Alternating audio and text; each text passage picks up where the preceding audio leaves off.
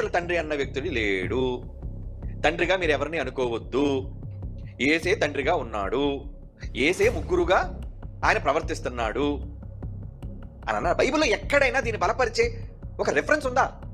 లేదు. ఏమంటే ఎక్కడో కొన్ని 1-2 మాటలు తీసుకొని వీటిని అర్థం చేసుకోవటంకి మినిమం నాలెడ్జ్, అంటే కనీస జ్ఞానం లేకుండా అపార్థం చేసుకోవటం వీళ్ళు అలవాటుగా చేసుకున్నారు. ఎందుకంటే ఏదో కొత్తదానని చెప్పాలి. తండ్రే కుమారుడు, కుమారుడే పరిశుద్ధాత్ముడు. ఇది భావయుక్తంగా తప్పు, బైబిల్ భావ ప్రకారంగా తప్పు. ఇది రైటా? తప్పు, 100% తప్పు. త్రియేక దేవుడు అన్నటువంటి అంశాన్ని గురించి ఆలోచిస్తూ ముగ్గురు దేవుళ్ళు ఉన్నారు అని కొందరు అనుకుంటూ ఉంటారు. ముగ్గురు దేవుళ్ళు ఉన్నారు అని కొందరు అనుకుంటూ ఉంటారు. అలా కాదు. That is not what we are saying. ముగ్గురు వ్యక్తులు, ముగ్గురు దేవుళ్ళు అని చెప్తూ ఉంటారు. ముగ్గురు వ్యక్తులు, ముగ్గురు దేవుళ్ళు అని చెప్తూ ఉంటారు. No, that is not what we are saying.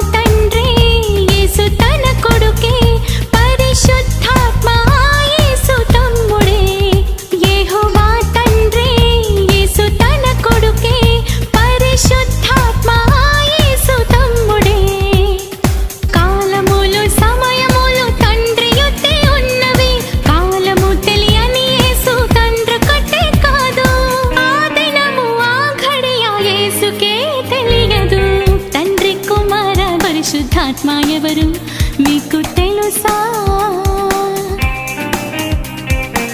తండ్రి కుమార పరిశుద్ధాత్మ ఎవరు మీకు తెలుసా?